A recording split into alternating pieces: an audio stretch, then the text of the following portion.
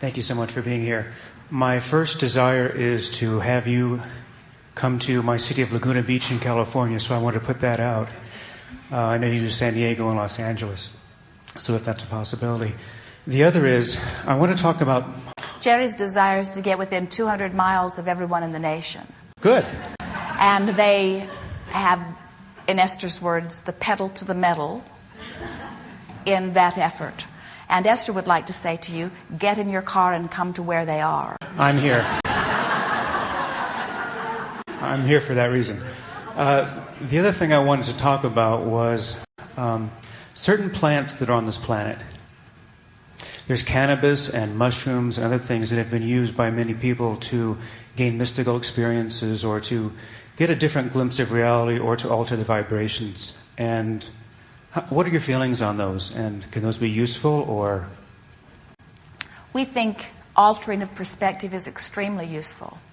In fact, it's the reason, again, that we are talking about these virtual realities. Because if you are just moving along through your experience and not making any effort to achieve a different perspective, then nothing can ever change in your experience.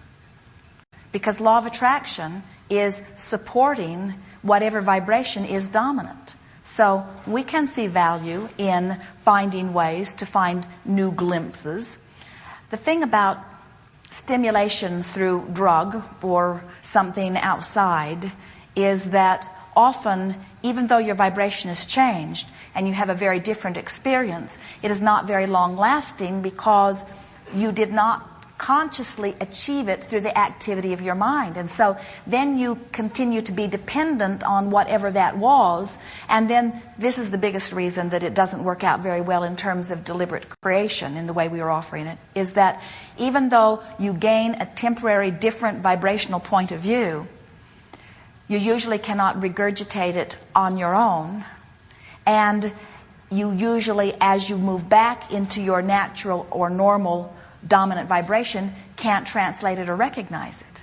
It's like you have meaningful experiences that have no relevancy to who you usually are. It's sort of like, in fact, it's exactly like tapping into intelligence from another planet or from another place, asking questions, and in the vibration of the connection, hearing and knowing every single answer. And then coming back into your own vibration and saying, it was really good stuff, and I can't remember any of it. Right. It's the same sort of thing. Right. And in fact, those hallucinogenics are actually not hallucinogenics. They're connectinogenics. In other words, people that aren't having the same awareness call it your hallucination, when actually you were having an actual interaction with a vibration that was allowed through the participation in the something of whatever it was that changed your vibration. It's as real as any reality that anyone else is living. They just call it hallucination. Right. One man's interaction with consciousness is another man's hallucination. Right. Yes. Thank you so much. Slightly different subject. I work with a gentleman who is a healer, and he was a Catholic priest for 25 years, has now left. But he still works and he uses the words, we're limited by our language, but he uses the words of calling in Holy Spirit to do the work. Is that source energy? Are there different layers within that get pulled in? Is it all? Not different layers, and any words? old word will do. Yep. The reason that we do not usually speak the words unless someone else has referenced them and is more comfortable with them is that when you use a word like Holy Spirit, to those who have achieved a certain vibrational relationship with it, and it is your goal to take them to a new understanding, it's hard to take them to the new understanding because you activate within them what they already think about it. However, sometimes those words are necessary to make bridges, because if you get too far from where a person is, they can't make the jump either. That's it. Thank you so much. Yes, indeed. Hello. Thanks for being here. I haven't been here for a while to see you, a couple years anyway, something like that. Time, I have found, is a little different between non-physical and physical. You talk about 17 seconds and 30 days. I have found it's a great difference between your expectation of 30 days and my expectation of 30 days? Well, that's because we know what we're talking about and you don't.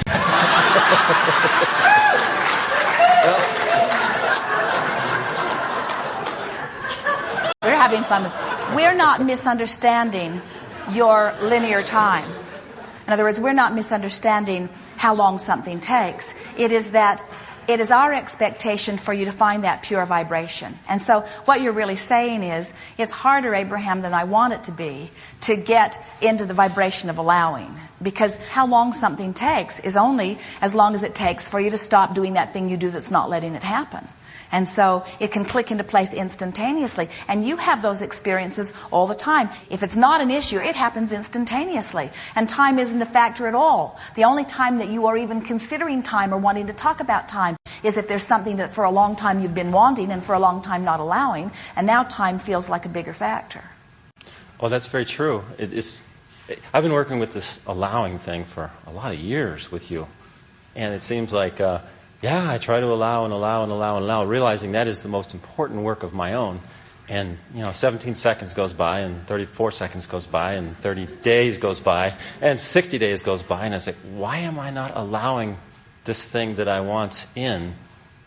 And it's probably because I want it too much. It is because you are holding yourself in step one rather than allowing yourself to trust and let it go. In other words, you are working too hard at it and therefore activating the vibration where it is. What you are speaking here is so perfect. It is exactly the reason that we are beginning to speak so powerfully about this virtual reality. Because not only you, but many want with all of their might something different from what they have relative to some subjects. But what they have is so dominant in their vibration that they can't shake loose of it. And so they just keep moving through time without shifting vibration. Esther, here's people like you, people who really, really desire things, who can't for the life of them figure out how to let loose of the vibration that is not letting it happen. And that's when she says, we can choose, we can choose. I can damn well choose. And we say, yes, you can, but you got to practice choosing. And you can't start with your issues, because if you start with your issues, you drag it right into virtual reality. And now virtual reality just becomes another process of practicing how you already feel. Why is it that we can't get a direct answer from you on how to do this allowing thing?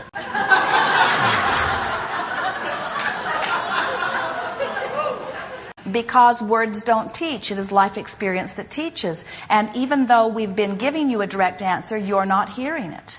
It isn't that we're not answering you. It's sort of like our friend who was talking about the drugs. It's like they're getting the answers, they just can't translate them back into anything that they can relate to. And so we can give you a direct answer. Think thoughts that feel good, and everything that you want will be yours now. And you say, everything I want's not coming yet. And we say, then you're not thinking only thoughts that feel good. You must be observing some of where you are. So think only thoughts that feel good. And you say, it's not coming yet. And we say, that's because you keep noticing where you are instead of where you're wanting to be. So virtual reality is the key. It is. Let's do one. Take us somewhere. Pick a place that you feel pretty sure you'll feel good when you get there. What time of year? You get to choose everything. You're like the creator of this. So you choose the place, the time of year, the time of day, how the air feels, the temperature. Describe it to us. Okay. I'll go to Jamaica, January. The air is about 85 degrees. It's perfect. You don't feel like wearing any clothes. And the water is perfect, too. It's about 90 degrees. You can just get in there and enjoy the waves, body surf. Everything is great. The smell is good. The people are good. You see people walking along the beach. I'm in the water. It's a wonderful feeling place to be there, to be free, to have that freedom of being there and not worrying about time, money, or anything else. Now, see, what happened was,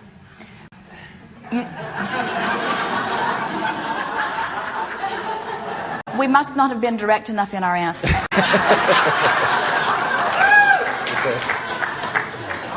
It's a tendency, and we understand it. And Esther did about 200 virtual realities before she got right there. She would go, she would find this perfect place, she would see it, smell it, feel it, and then she would bring someone in to share it with her, and then she would try to reform them in some way.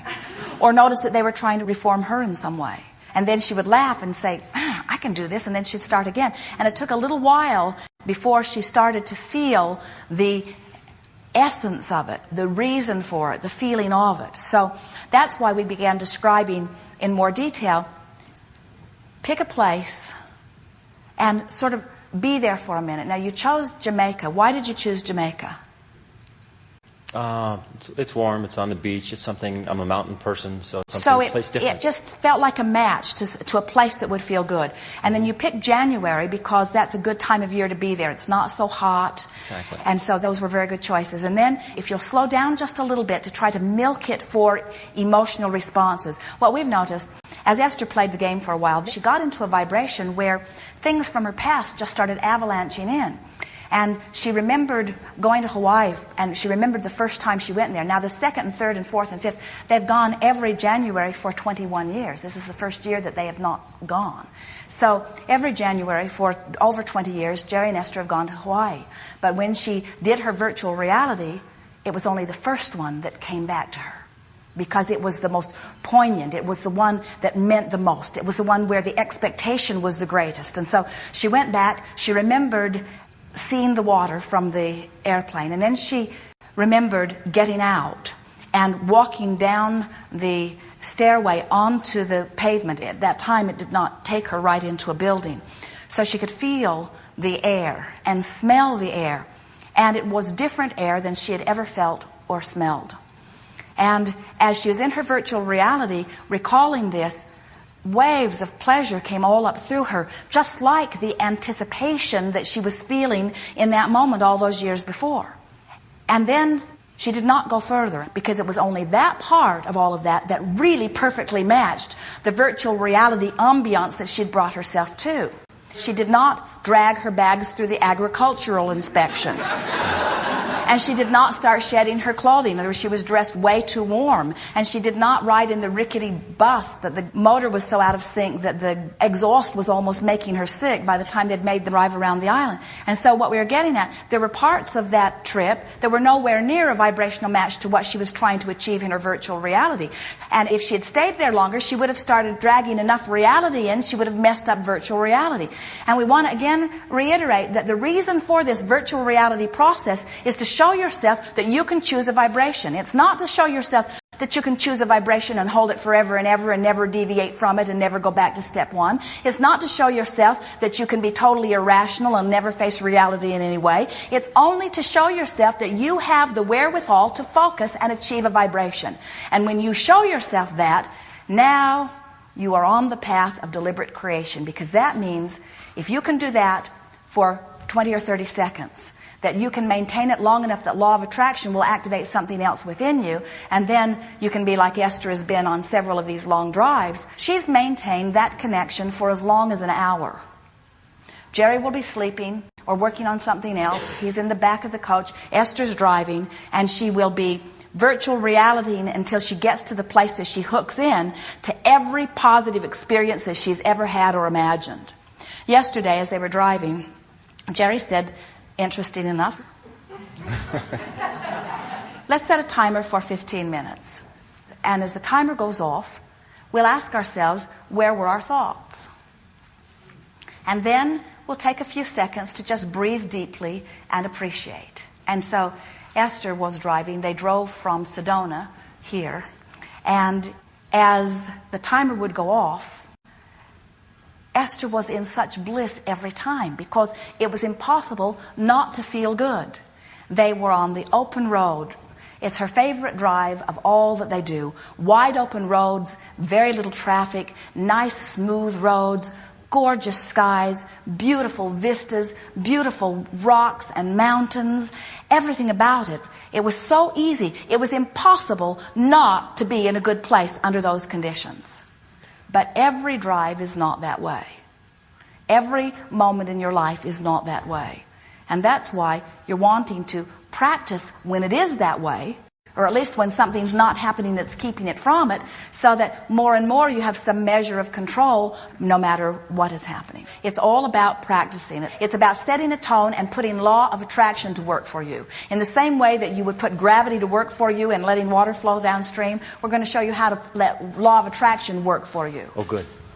Good time for a segment of lunch.